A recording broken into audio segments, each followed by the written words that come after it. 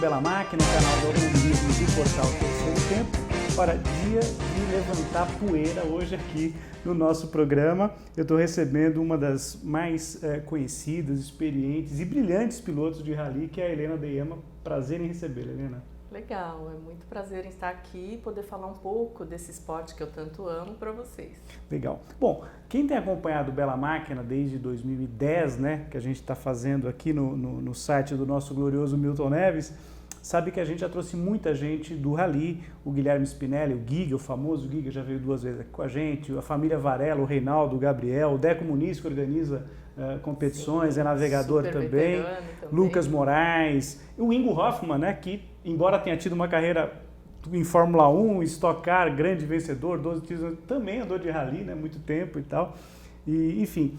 Então o rally faz parte aqui do nosso assunto, quase que semanalmente a gente está falando, sempre tem notícia e tal. E a Helena está vindo de um resultado muito legal. Foi a tua primeira participação esse ano, nessa temporada ou não? Foi a segunda etapa. Segunda etapa. E você teve um resultado muito legal no Rally da Ilha, foi na cidade na Ilha Comprida, né, litoral de São Paulo. Primeiro, é claro, eu vou querer que você fale da tua carreira, você tem muitas coisas legais. A Helena estava me contando algumas coisas antes aqui, são muito bacanas, tenho certeza que vocês vão gostar. Mas vamos falar especificamente dessa prova, já que está com tudo fresquinho de memória aí, Isso. Como é que foi essa competição, Porque Helena? É notícia, né? Notícia agora, né? Acabou de acontecer, notícia fresquinha. Legal. Bom, essa competição, o que foi legal dela é que ela bateu o recorde de inscritos. Haviam 20 motos, 10 quadriciclos e quase 50 UTVs. Que é onde você compete, né? Que são esse carrinho fantástico, vocês estão vendo imagens aí. A categoria que eu estou competindo, ou seja, que eu estreiei o ano passado, isso foi uma bênção, assim, eu ter a oportunidade, depois de 15 anos pilotando carros em rally, eu tive a oportunidade de competir com o UTV. Fantástico. E, assim, o UTV, quer dizer, para você explicar, quer dizer, é um carro de que potência em termos de cavalos, em termos de cilindrada? Como é que é o carro especificamente, tecnicamente falando, Helena? Ele é um carro que me impressionou muito, primeiro pela suspensão, porque o XP1000, Polaris XP1000, que é o carro que eu estou competindo esse ano, é um carro que tem 1000 cilindradas, por isso que é um XP1000, mas ele tem 110 cavalos, com um peso de 600 quilos. Super leve. Então a relação peso-potência dele é excelente. Marchas quantas são? É CVT. Então, o sistema não tem, é automático. O sistema de câmbio é CVT, o que também proporciona uma pilotagem muito divertida. Mas a suspensão, são braços independentes, o sistema de suspensão é fantástico. Eu sempre falei que no rally é muito mais importante a suspensão do que o motor, porque exige muito mesmo da suspensão. E é uma suspensão que tem mais de 40 centímetros de curso. É muito eficiente essa suspensão. Tá. E você, competindo, você chegou em 11º lugar no geral, né, na classificação geral, e pódio, porque o pódio até 5º lugar, você foi pódio nessa etapa, né, do Rally da Ilha Comprida. Gente, para mim esse pódio, esse 5º lugar é como se fosse o primeiro, porque é uma vitória, foi um desafio muito grande. Porque a categoria que eu estou competindo é a mais disputada dentro do grid. Então, para vocês terem uma ideia, entre 47 UTVs inscritos, 18 são Production, que é a minha categoria.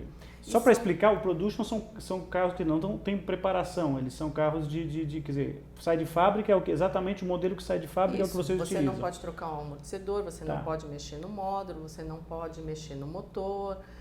A única diferença que ele tem do carro que sai de fábrica é bancos concha, reforço na gaiola. Só, você não pode dimensionar escapamento, você pode trocar pneu, os bancos, equipamentos de segurança são obrigatórios, né? Os pneus, por exemplo, o fabricante de pneu, você pode escolher o que você quer? Pode, você tem essa liberdade. Dentro da medida original, né? Você só pode usar roda original também. Certo, mas o fabricante, se você quiser um fabricante, outro competidor usar outro, não tem problema. Não tem problema. Isso é possível. Isso é possível. E lembrando que quem venceu foi o Bruno Varela, né? Da família, da família Varela. Caçula, né? O caçulinha que estreou recentemente, inclusive, né? Nos UTVs, ele né? Acabou de fazer 18 anos. Enfim, a turma tá lá. Alguns começaram no quadriciclo, né? Depois passando para o UTV. O Reinaldo, que já compete, enfim, nos Ele sertões, anda de qualquer coisa. Anda de qualquer coisa. Você põe lá na terra, na areia. Também, o homem está em qualquer parada. Pilotam bem, diga-se de passagem. São a equipe inteira, enfim, o pessoal todo é uma família de talento. Fantástico, tá no DNA do pessoal. Agora, falando em DNA, eu fico imaginando, porque sempre a gente tem essa curiosidade de saber, porque o automobilismo, queira ou não, é um esporte que a grande maioria dos competidores são homens, é um esporte, né, que infelizmente eu acho, porque as mulheres deveriam participar mais, né, eu vejo... E tem capacidade. Né, com certeza, né? Mas de onde veio essa ideia? Quando surgiu isso? Helena, você é de São Paulo, você nasceu em São Paulo, capital, como é que é a tua... Conta um pouquinho da tua história para o pessoal entender. Bom, a minha história é uma história diferente de qualquer outro piloto ou pilota, principalmente, pelo seguinte: a maioria das mulheres que estão no esporte, elas vêm de uma influência da família, ou do pai, ou do marido, ou do irmão. Geralmente é do pai ou até do avô, claro. Não é? Como é o caso da Bia Figueiredo, da Maria Cristina Rosito, ela já vem de uma família de tradição. No meu caso, eu digo que eu sou uma exceção, porque além de ser mulher, que é uma grande minoria dentro do esporte, do automobilismo em geral, e dentro do rally também, isso vem de mim. Na minha família não tem ninguém, nem primo, nem tio distante, ninguém que é ligado ao automobilismo. Mas eu, desde criança, eu gosto de bicicleta, de tudo que tem a roda. Patinete, rema-rema, tudo que tinha a roda era o meu brinquedo predileto. Muito diferente da minha irmã mais velha, e eu tenho um irmão mais novo também, que também não é muito... Nenhum deles é muito ligado nisso. Eu sempre digo, na minha família todo mundo é normal.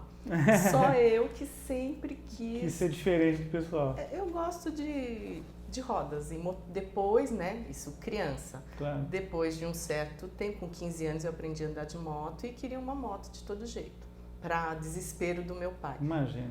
Lógico que meu pai é engenheiro, professor universitário, lógico que ele não ia dar uma moto para uma filha, mesmo porque ele não tinha condições, e nem que ele tivesse, acho que ele não daria, porque era uma coisa que para ele só era motivo de preocupação.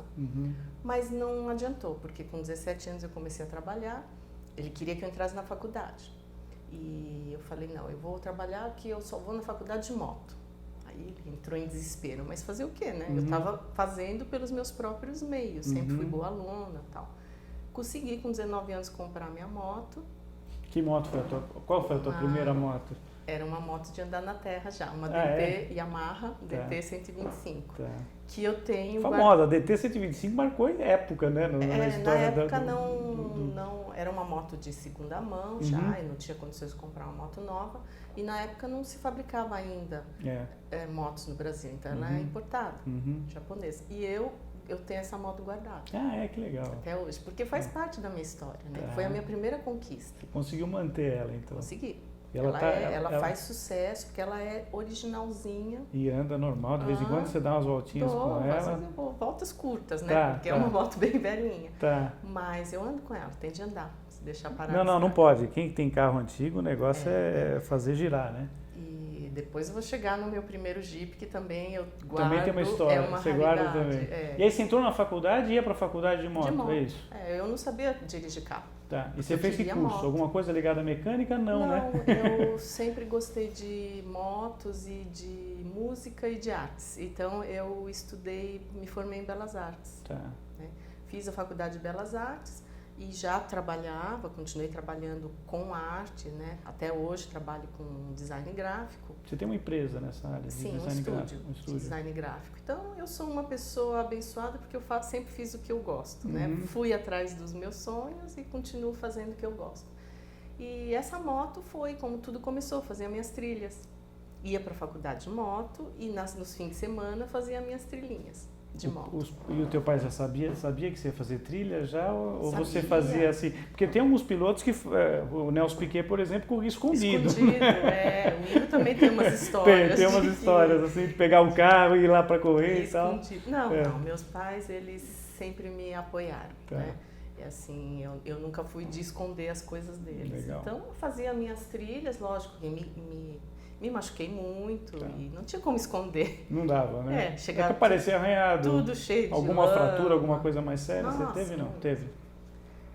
Você teve mais problema nessa época? Acho que é interessante, porque o trânsito, por exemplo, em São Paulo, morando em São Paulo isso, né? Sim, eu Você nasci teve e mais, cresci em São Paulo. Você teve mais acidente andando nas ruas ou nas pistas, nessa época da faculdade aí? Isso que eu ia te falar, eu nunca me machuquei na trilha. Olha só. Todos os acidentes foram no trânsito. Alguém batendo em você, porque o motoqueiro, o motociclista em geral é super desrespeitado, né? Claro que também tem os motociclistas que abusam, você sabe disso como motociclista, você sabe que tem um pessoal que abusa muito. Hoje em dia eu nem gosto muito de andar na rua. Naquela época não existiam motoboys. Quem era motociclista era porque usava a moto como condução e gostava de motos, né? Mas eu sofri um acidente muito sério, que um Galaxy me acertou por trás, eu não vi. Acordei em coma no hospital, toda fraturada. Joelho, clavícula. Voou, né? Você voou, não? Ele me jogou longe. Foi aonde isso aqui? Em que bairro, em que lugar de São Paulo? Perto, a 3 quarteirões da minha casa, ali do lado do aeroporto de Congonhas. Então imagina, sorte, isso ainda foi uma sorte, porque foi na frente de um posto, o dono do posto me conhecia e foi avisar meus pais. Agora imagina o susto deles, né? Claro. Agora, graças a Deus, em competição, eu nunca me machuquei. E a tua estreia, quer dizer, quando é que você tem aquele dia que você fala assim, quero ser pilota de carro, como é que você, de rally, como é que começa a tua história nas competições, Helena? Isso também foi meio que ao acaso, porque eu sempre amei trilhas. Então, a minha ligação com o off-road é essa coisa do prazer de fazer uma trilha, de chegar em lugares de difícil acesso, que tanto a moto de trilha como os jipes, que é essa segunda parte da história, te proporciona. É uma liberdade, esse contato com a natureza que eu tanto gosto, né? Eu, embora seja paulistana, nascida em São Paulo, eu gosto de andar no campo, né? Eu não sou uma pessoa urbana, não gosto de shopping. Eu prefiro fazer um trekking, uma trilha do que ir no shopping. Então, depois de muitos anos mesmo, assim, acredito que uns 10 a 12 anos, depois que eu já andava de moto, eu tive a condição de comprar meu primeiro Jeep. Então, por que eu passei de moto para Jeep? 2 motivos, né? Primeiro, porque eu sou muito competitiva e eu já não acompanhava os meus amigos na trilha. Que a minha moto é uma 125, todo mundo tinha 250, 350 e motos altas que eu não alcançava o pé no chão. Não dava para eu acompanhar. Mesmo que você quisesse uma moto mais potente, a questão... limite físico. Não tinha como. Né? De porte físico. Eu sou muito pequenininha, então não alcançava o pé no chão. Daí eu tive a ideia de comprar um Jeep. Na trilha, fazia trilha de moto, eu via os Jeeps passando, eu falava, que legal, né? O Jeep deve ser gostoso também. E aí eu comecei a procurar um Jeep. A dificuldade foi muito grande, porque eu não conhecia ninguém do 4x4. E eu fui em várias... Eu comecei a pesquisar, naquela época nem tinha tanto essa facilidade da internet, era anúncio de jornal mesmo, revista. E depois de muita procura, mais de um ano de procura, consegui comprar meu primeiro Jeep, que foi um Ingesa. E a minha sorte é que eu comprei o Jeep de uma pessoa que é vamos dizer, o pioneiro do 4x4 aqui. Quando ele viu, ele também estranhou. Ele falou, mas você vai mesmo comprar esse Jeep para fazer trilha? Eu falei, é lógico, você acha que eu estou comprando um Jeepão desse para passear? Para supermercado, né? É que ele não olhava para mim, né? Eu com esse meu jeitinho delicado, japonesinha, ele não acreditava que eu fosse fazer trilha. Mas esse cara se tornou o meu melhor amigo. Que legal. E o meu professor. Aí ele falou, você vai mesmo fazer trilha? Então, sábado nós vamos para uma trilha. Quer ir? Eu falei, mas é... É o que eu falou seu... Convidando assim... mais fácil ainda. E eu comecei a fazer trilha com eles. E era uma trilha, era um pessoal que só fazia trilha pesada, eu dei sorte mesmo. Um pessoal muito bom. Parece que o carro fica atolado. Eu tenho alguns amigos que fazem, é uma coisa terrível. Né? Você olha a foto do cara assim, e o cara tá dando risada no meio daquele lamaçal todo, né? Porque tem gente que só gosta de sujar o carro de barro e falar que fez trilha, tem dó do Jeep, não quer se arriscar. Mas esse pessoal, eles faziam trilhas difíceis. Não era só barro, eram umas pirambeira que subia, que tinha risco de capotamento e tudo. Então, eu já aprendi com o top. Você já foi direto no mais difícil. Mais difícil. Só que para mim aquilo era o normal, né? Porque eu queria fazer trilha. Depois que eu fui descobrir que já me jogaram na fogueira logo de cara. Mas eu me dei bem com aquilo, não foi uma coisa que... Porque existem uma coisa que eu acho que é muito limitadora, que é a pessoa que tem medo. Uhum. As trilhas, muitas vezes, como a velocidade também, se a pessoa tem medo, não vai, né? Não tem como. Porque já começa por aí. E eu acho que não, eu nasci sem esse esse adjetivo, assim, tá. né? Essa coisa de ter medo. Então, para mim, tudo era normal. Eu queria aprender a técnica e eu sempre fui, assim, muito prestar atenção, perguntar, mas como é que faz isso? Por que aconteceu isso? Alguma coisa deu errado, né? E comecei a aprender de mecânica. Foi uma escola para mim. Você sabe que você está falando da moto, depois passando para o Jeep. O Giga, quando esteve aqui, numa das vezes que ele esteve aqui com a gente, ele comentou a respeito de como o piloto, o cara que está na moto, né, como ajuda depois quando ele está no carro, né? Porque o cara da moto tem que ser detalhista, né?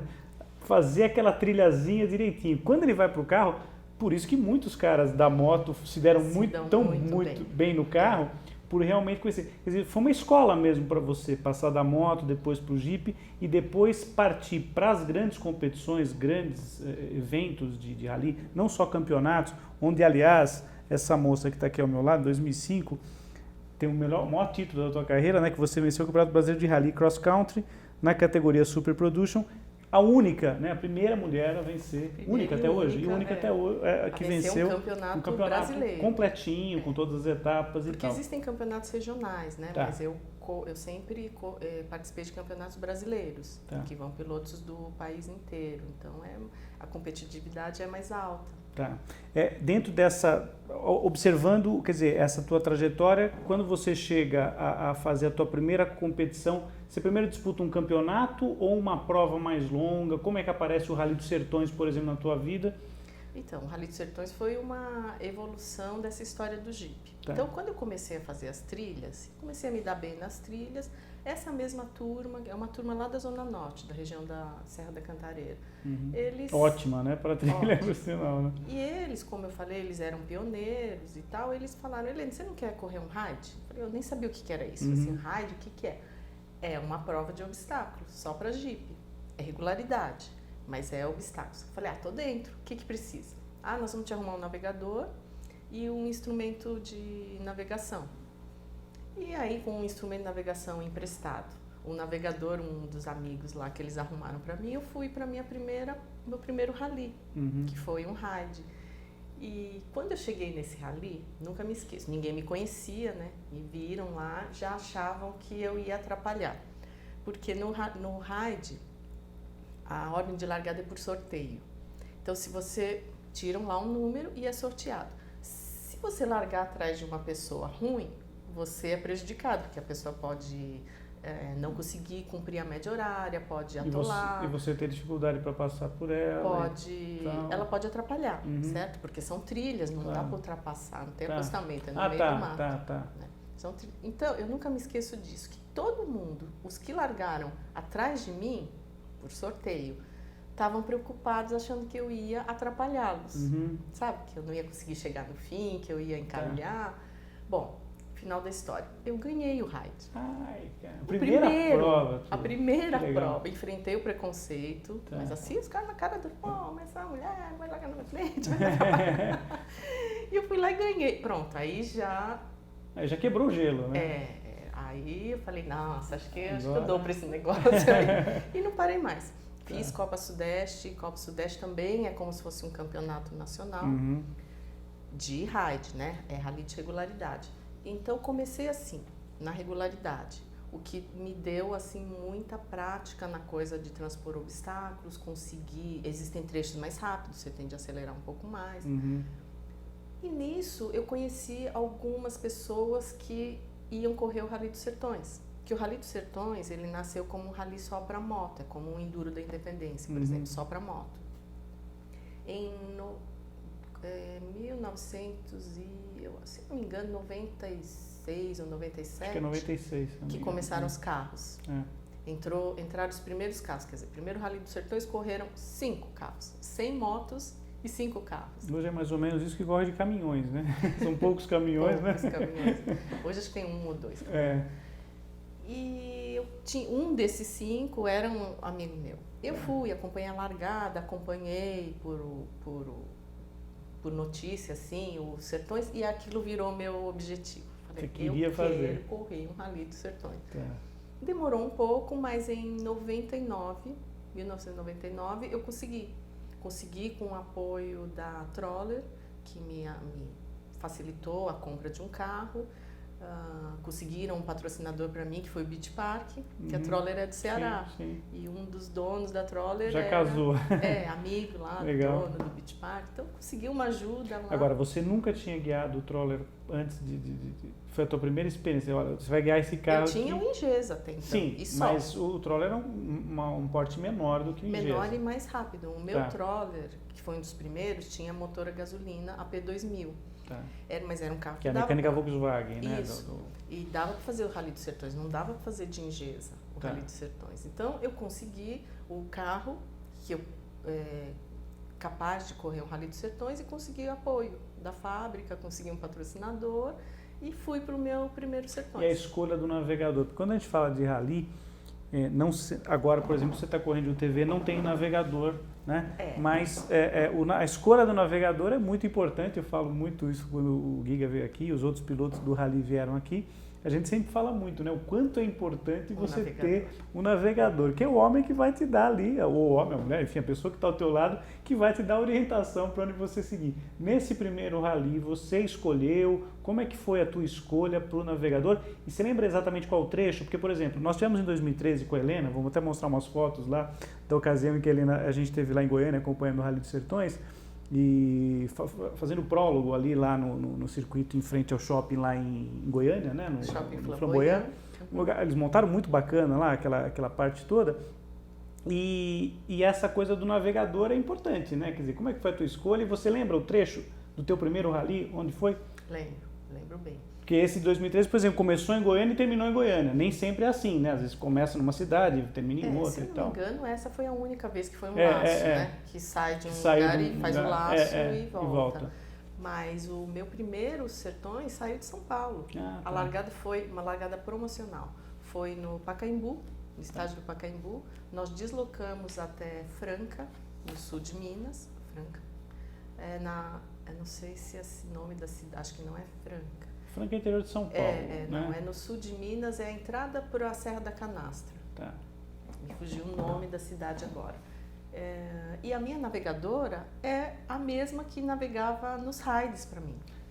Tá. Então eu tinha uma... Foi que já estava conhecida ali, tua e tal. Não, mas esse que foi o problema. Nenhuma de nós duas sabíamos nada sobre o Rally dos Sertões. Não, mas você já conhecia ela, quer dizer, você já tinha uma vivência com ela, isso foi legal, porque já... Era minha amiga. Bacana, né? E aí eu já tinha falado para ela, quero ir nos Sertões. Eu vou com você. Tá, e aí eu consegui o carro, tudo, falei, você vai comigo. Só que nenhuma das duas tinha a menor experiência nesse tipo de rally, porque a gente vinha dos raids, das provas de regularidade. E a gente sofreu nesse primeiro rally, mas conseguimos completar. Isso foi uma grande vitória. E esse rally largou do sul de Minas, ali da Serra da Canastra, e terminou em Fortaleza. Que por isso, né, terminou no Beach Park, ali naquela praia onde é o Beach Park. Então, eu lembro que a gente chorou muito quando nós chegamos em Fortaleza, porque depois de todo o perrengue, sufoco que a gente passou, sem experiência nenhuma, consegui, sem equipe de apoio, nem nada. Lógico que a gente precisou de ajuda e as pessoas, os outros participantes nos ajudaram. Depois é que eu soube que precisa de uma equipe de apoio, que precisa levar mecânico, que precisa levar peça. Mas eu tive a ajuda dos colegas e consegui finalizar o rally. Com essa experiência, que foi assim inesquecível, no ano seguinte eu preparei melhor o mesmo carro, com a mesma navegadora, que já estava mais experiente, porque nós fizemos outras provas de cross-country. Kátia Stefani. Ela era de São José dos Campos, ela não era de São Paulo. Com mais experiência, nós fomos de novo no rally e conseguimos chegar em segundo lugar na categoria. Quer dizer, a evolução foi muito grande. Então, uma experiência. O que a falta de experiência, a gente sofreu muito com isso, mas foi uma grande lição. Lógico. Eu tive de aprender na marra ali, na prática. Agora, aquelas coisas que a gente pergunta muito para os pilotos, por exemplo, inevitável, você vai ter uma quebra de uma peça, muitas vezes. Claro, quando você tem uma equipe de apoio, você para o teu carro no final do dia, vai descansar, quem tem uma estrutura muito grande vai lá para o trailer, descansa, vai se alimentar, repor energia, e a equipe fica trabalhando muitas vezes, às vezes não pode, porque tem aquelas etapas maratonas, né, que vocês chamam, né, que você não pode mexer no carro de um dia para o outro, né, durante uma competição e tal. Agora, você teve que aprender mecânica também para se virar, trocar pneu. Quanto tempo você leva para trocar um pneu sozinha, sem navegadora, por exemplo? Sozinha?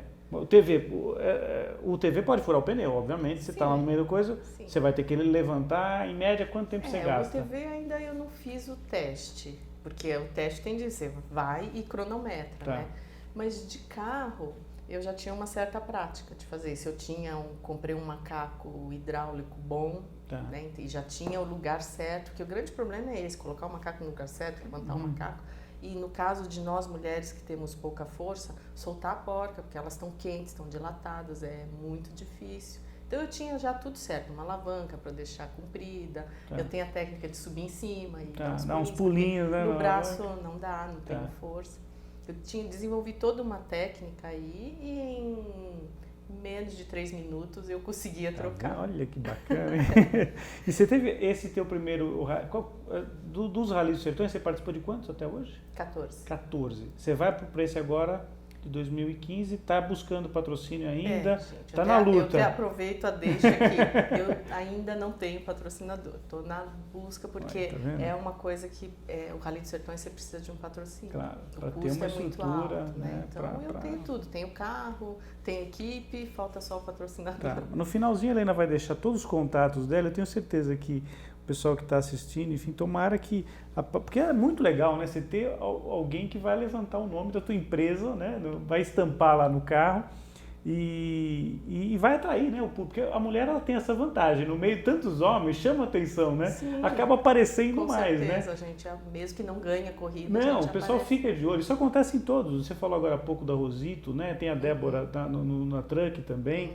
Tem a Bia Figueiredo, né? Que, puxa, ela... né? E ela era uma ótima vendedora dos patrocinadores, ela aparece muito, sempre é muito interessante isso daí, né? Outra coisa que eu acho que cativa muito é que eu, pelo menos no meu meio, eu sou muito querida de todos, né? Então todo mundo sabe das minhas dificuldades, então acho que isso para o patrocinador também é bom.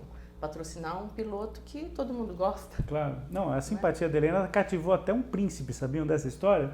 Ela estava me contando uma história aqui que é sensacional. Numa edição foi dos Sertões. Foi nos Sertões de 2009. 2009, o carro dela pegou fogo. Qual era o teu carro na ocasião? Era uma TR4. Uma TR4. Aí pega o fogo do teu carro. Primeiro, você nem percebeu o carro tá pegando fogo. O que aconteceu? Não, essa história foi muito maluca, porque foi numa etapa maratona. Então, é uma etapa que longa, eu não pude ter apoio mecânico à noite. Então, na noite anterior do carro pegar fogo, no dia anterior do carro pegar fogo, tinha algumas avarias, por exemplo, quebrou a ponteira do escapamento. Eu não tinha como arrumar, porque eu precisaria da equipe de apoio, precisaria soldar a peça ou trocar o escapamento. Então eu larguei com um escapamento avariado, eu acho que isso também ajudou para o fogo. Estava com um problema eu estava com um amortecedor estourado, estava só na mola, então a gente tem meia hora para fazer os reparos, para largar no dia seguinte. Então eu fiz os reparos necessários. Mais emergenciais, né? Amarrei o escapamento porque ele estava pendurado. Né? Tá. Então amarrei ele, passei uma cinta nele, o escapamento também, eu fiz uma... Agora essa meia hora, desculpa Helena interromper, essa meia hora é você que tem que fazer esse ajuste? Ninguém da equipe pode trabalhar, é você. Eu e minha navegadora. E vai ter um fiscal olhando, vai ter gente ali observando. Isso é dentro de um parque fechado. Dentro do parque fechado. A única pessoa que pode me ajudar é outro competidor. Então, você pode pedir uma peça, uma ferramenta para um competidor que esteja ali do seu lado, por perto, né, nessa meia hora. Entendi. Então, eu fiz os reparos necessários e larguei no dia seguinte. E o carro pegou fogo. Acredito, eu consegui perceber o fogo, porque ele estava pegando fogo já, e eu andando, e o fogo ficando para trás, mas como tem a parede de fogo, eu não estava sentindo... Quer dizer, o incêndio começou na área do tanque mesmo, de vazamento de eu percebi pescador, alguma coisa?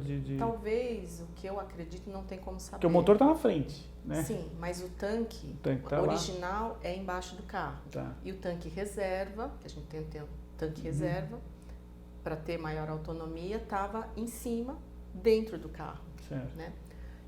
Tanque homologado, instalação tudo certinha, mas alguma coisa na junção ali, talvez, não sei, pode ter dado um vazamento. Ou mesmo a própria faísca, o carro era álcool. Alguma faísca, porque ele dá aqueles retrocessos, né, e dá uns estouros no escapamento, aquilo pode ter inflamado algum gás. Porque o escapamento já não estava lá grande coisa, né? Ele Como você estava falou. pela metade, eu perdi a ponteira, ou seja, o que jogaria essas faíscas para mais trás, longe, né? ele estava embaixo do carro. Uhum. Eu acredito que tenha sido isso que causou o incêndio. O início E eu, de repente, senti um cheiro muito forte de álcool. Era um trecho de areia, muita areia. Que cidade que era? Onde era, você lembra? Perto de Barra, é Sertão da Bahia, sertãozão da Bahia. É um trecho muito Areia, quente, areião fofo. Aquela areia branca fofa é incrível, né? Muito longe do litoral. Forma uma bitola e é muito fácil encalhar. E essa areia fofa faz que os motores esquentem muito. Então você tem que cuidar da temperatura do motor e tem de cuidar para não atolar. Tem que ter habilidade e ao mesmo tempo olhando no reloginho. No reloginho, né? da temperatura. E o meu carro ia indo bem, porque o carro a álcool ele esquenta menos do que o carro a diesel. Então eu estava indo bem. Você estava tranquila. Em segundo lugar na categoria, faltavam 2 dias para terminar o rally, então eu só estava visando a vitória. Uhum. E de repente vem esse cheiro de álcool. Eu escolhi um lugar rápido, porque eu não podia parar no meio do trecho, tirei o carro da bitola, parei. Quando eu abri a porta, quase que eu não desço, porque quando o carro parou, aquele fogo... A labareda já estava ali. Labareda, sorte que a gente usa tudo o equipamento anti-chama, né? Macacão anti-chama. Foi o tempo de descer, eu saí correndo, a Josi, minha navegadora, saiu correndo do outro lado, a gente corre. Quando eu vi, pneu pegando fogo, tudo pegando fogo. Os estepes, o tanque, tudo pegando fogo, mas não é um foguinho. Perda total no carro. Um fogo enorme. E corremos, o carro explodiu. Primeiro explodiu um estepe, que a gente leva 2 estepes. Depois explodiu o outro, depois explodiu o tanque. Perca total, logicamente. E nisso, esse carro estava financiado, eu ia acabar de pagar o carro em dezembro e estávamos em julho ainda. Falei, pronto, né? Fim de game over para mim. Fim de rally, eu não vou ter recurso para comprar outro carro. Tá. E nisso, toda a comunidade do rally se uniu. Inclusive foi o próprio Reinaldo Varela que teve a ideia de organizar uma rifa. Todo mundo contribuiu para a rifa. E no sorteio da rifa, a pessoa sorteada não quis o prêmio, que era um jogo de pneus, que estava no caminhão de apoio, foi a única coisa que sobrou do carro, né? Os pneus reserva. E então, aí começou uma rifa. Isso na festa de premiação, final de rally. Ao término do rally, o pessoal já estava tranquilo, falando, vamos ajudar a Helena agora. Não, a rifa ocorreu logo na noite seguinte que eu apareci de carona. Da premiação, Sim, no dia seguinte do incêndio. E foi combinado de que o sorteio da rifa ia ser feito na festa de premiação. Ah, tá, entendi. Aí é que ocorreu o leilão. Tá. Começou um leilão, aí começaram a dar lance, e todo mundo com o intuito de me ajudar. E nisso, esse ano, a Volkswagen, equipe oficial Volkswagen, estava no Brasil competindo com os Tuaregs. E um dos pilotos do Tuareg era o príncipe Nasser Al-Attiyah, que ele inclusive venceu o Dakar. Venceu o Dakar 2014, né? No ano passado, ele é atleta olímpico, é um cara especial. Ele perguntou o que estava acontecendo, porque ele não estava entendendo nada, né? Uma festa de premiação e leilão, os caras dando lance, e eu lá em cima, no palco, chorando de emoção, com toda a ajuda do pessoal. Claro. Ele resolveu me ajudar e fez a doação de $20 mil para me ajudar a comprar o carro novo. Então, isso hoje é conhecido como o conto de fadas do rally. Apareceu um príncipe para ajudar a Heleninha. E com isso, a ajuda da rifa e do leilão e tal, logicamente que era 30% do valor do carro, mas eu consegui... Isso foi um incentivo. Claro, falei, lógico. Agora eu não posso desistir. Pô, esse pessoal todo, tanta gente me acarinhando agora, né? E eu não vou parar, eu não tivesse o dinheiro para comprar o carro, falei, eu vou me endividar, vou fazer outro financiamento e comprei o outro carro, que é a RS que você viu no Rally L200, né? A L200 RS. Mitsubishi, que é um carro que você competiu com ele durante vários anos nos Sertões. Sim, aí eu consegui comprar esse carro em 2010, né? Perdi a TR4 em 2009 e corri de 2010 2010 até 2013 Tá. com esse carro. Que é um carro original de fábrica, mas já com algumas evoluções, né? Porque Não, ele, na verdade, essa é a Super Production, né? Ele é um Super Production porque ele é um carro preparado em fábrica para ser um carro de competição. Aliás, é um único modelo que existe no Brasil que já sai da fábrica com a maior parte dele de fibra de vidro, com a gaiola, com banco concha. Que é o pessoal da Rally Art que faz lá da Mitsubishi, né? Acho que hoje em dia eles fazem, a própria Mitsubishi, né? Faz, né? Nós tivemos inclusive com o pessoal lá, é um parque dos sonhos, aquele lugar é uma coisa espetacular, é impressionante, né? A fábrica de espetacular, Mogi. E tudo relacionado lá, né? O Velocitar, né? Que é o autódromo que está ali em Mogi também, é um negócio extraordinário. Tudo relacionado à competição. Tudo, fantástico, né? A gente esteve lá recentemente, eu achei um negócio, é um lugar dos sonhos, né? Para quem gosta de competição. E aí você tem a migração para o TV, quer dizer, aí a partir do ano passado é que você passa a competir com o TV, que é esse carro que você fez, inclusive, essa prova mais recente, né, Helena? Sim, o ano passado me aconteceu uma coisa assim, eu estava muito desanimada no começo do ano, porque eu não tinha fechado os patrocínios, o meu carro, que é 2010, já eu teria de trocar de carro, ele já não era mais um carro competitivo, então eu estava numa situação difícil. O que fazer, né? O que fazer? Que eu não queria parar, mas aí eu não tinha os recursos para continuar, e aí eu sempre digo que tem alguém lá em cima que cuida de mim. Eu recebi o convite da Polaris para experimentar um UTV. Uhum. E eu fiz uma prova, um Polaris Cup, né? E adorei o carro. Adorei e percebi que era uma coisa que eu ia pegar a mão, assim, é aprender do zero, tudo de novo, porque a pilotagem, as técnicas de pilotagem, reação do carro, é tudo muito diferente de uma caminhonete a diesel. Eu estava tanto tempo andando... Mais pesadona... de caminhonete, curso né? diferente. Tudo né? diferente, tudo diferente. Então, toda a técnica de pilotagem ia ser... E outra, que eu sempre andei com um navegador do lado. Então, pela primeira vez eu ia ter de andar sozinha, eu mesma vendo trecho, pilotando. Mas foi uma coisa nova, um desafio. Eu adoro desafios que eu encarei, eu gostei, porque você tem que ter essa vontade e achar que você vai se dar bem, né? Claro. E foi muito bom, porque eu estreiei nessa categoria com um RZR 800, que é um carro de menor potência dentro dos UTVs da Polaris. E consegui, de novo, algo pioneiro, que eu fui campeã do Campeonato Brasileiro de Rally Baja o ano passado na categoria. Então, você já estreou? Eu fui a primeira mulher a competir num Campeonato Brasileiro de UTV. Mais uma vez pioneira. Foi legal, que eu fui pioneira sem querer, mais uma vez.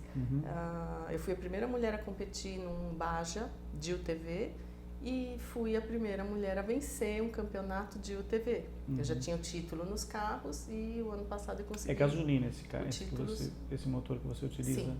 E a autonomia dele? Quer dizer, você tem possibilidade, por exemplo, o Rally da Ilha, por exemplo, foi 300 e poucos quilômetros, né? Sim, mas Rally dos Sertões, você tem às vezes trechos maiores durante um dia só de competição.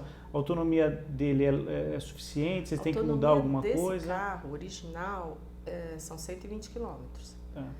Não é muito pouco, mas também não é o suficiente para um Rally dos Sertões. Então, para os Bajas é tranquilo. Que a maioria das especiais beiram isso, 100, 110 quilômetros. Né? Então dá para fazer sem preocupação. E como é a mesma, vamos dizer, o mesmo trecho das motos, as motos também não têm autonomia muito grande. Então, existem os trechos de abastecimento dentro da prova.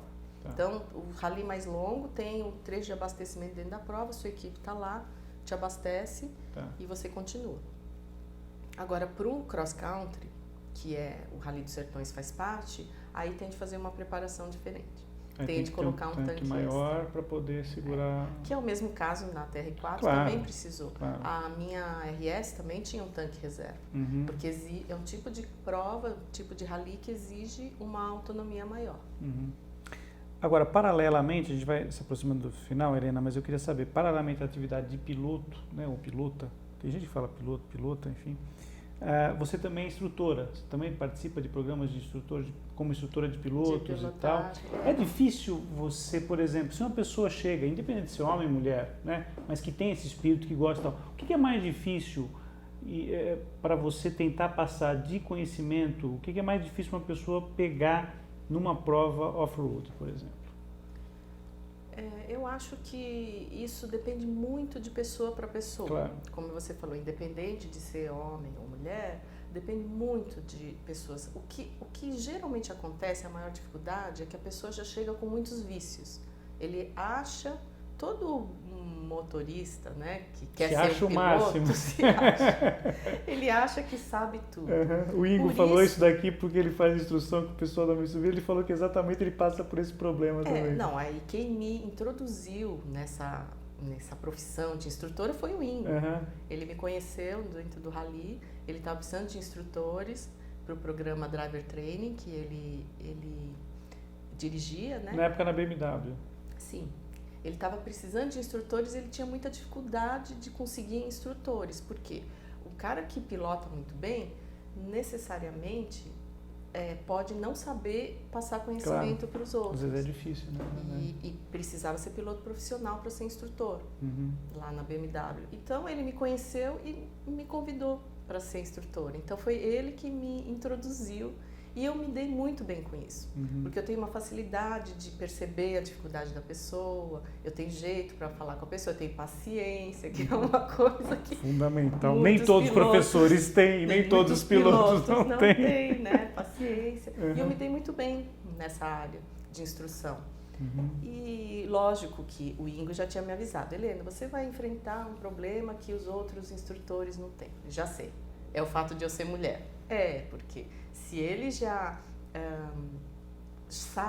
acham que pilotam muito bem, imagina receber instrução de uma mulher. Então, mas esse foi um preconceito que eu confesso que não sofri, assim. Logo nas primeiras vezes que eu não era conhecida como instrutora, né, mas eu já era conhecida como piloto. Então, muitos me falavam, eu já te vi na televisão, dando uma entrevista e tal, Rally é legal. Então, isso foi uma coisa que, felizmente, eu consegui conquistar um respeito dentro do meio.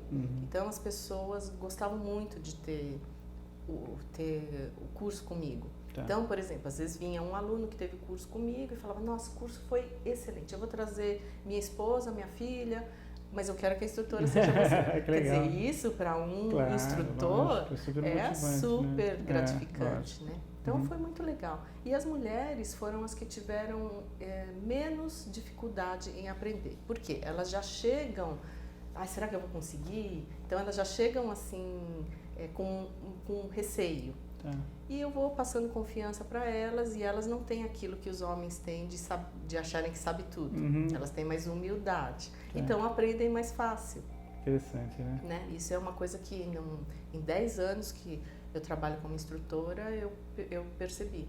Legal. E já montei grupos só de mulheres para ter curso. Inclusive, eu dou cursos de mecânica básica. Na verdade, a manutenção básica dos carros só para mulheres. Preventiva também, né? Que é importante, né? Porque a maioria não sabe nem o prazo de troca de óleo, não Correias, sabe detectar um carro desalinhado, um carro desbalanceado, não sabe detectar se está na hora de trocar as pastilhas de freio, por exemplo, não sabe identificar um barulho que o carro está fazendo, que o carro dá sintomas também. O piloto está muito acostumado com isso, porque a gente anda o tempo todo prestando atenção em cada reação mínimos do detalhes, carro. né? Então, quer dizer, você fica muito mais atento, até quando você está andando na rua, eu fico imaginando, né? Um piloto profissional, como é o teu caso, né?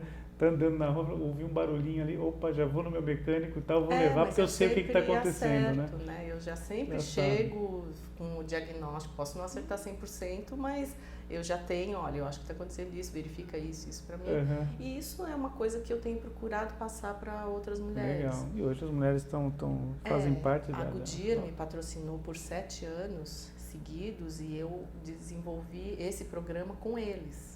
Então, esses cursos para mulheres eram dados em revenda Goodyear, que fazem todo esse serviço, né? Tá. Troca de freios, amortecedores, alinhamento, balanceamento, saber que o pneu está desgastando irregular, saber calibrar, né?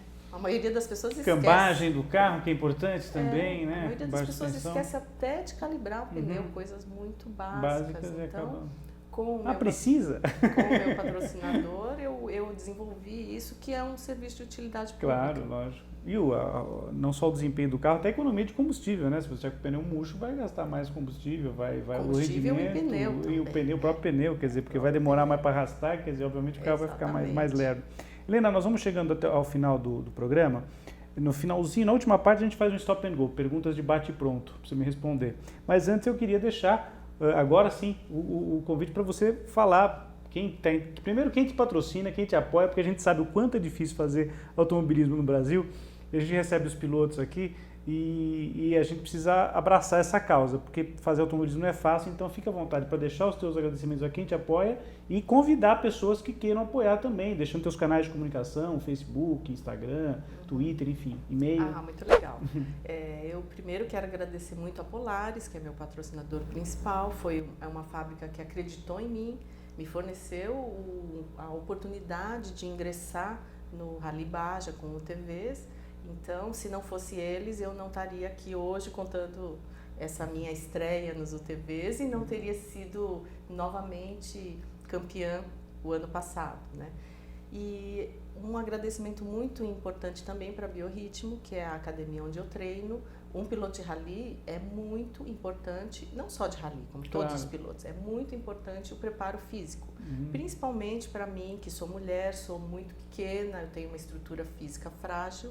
Então, se eu não tivesse um bom preparo físico, acompanhamento, eu não teria resistência nem força, porque não adianta só ser forte, precisa ter muita resistência. Os rallies são de longa duração, pula muito dentro do carro, então você tem de ter toda uma estrutura para aguentar. Então, a Biorritmo tem me apoiado durante muitos anos e é muito importante essa preparação e esse apoio para mim.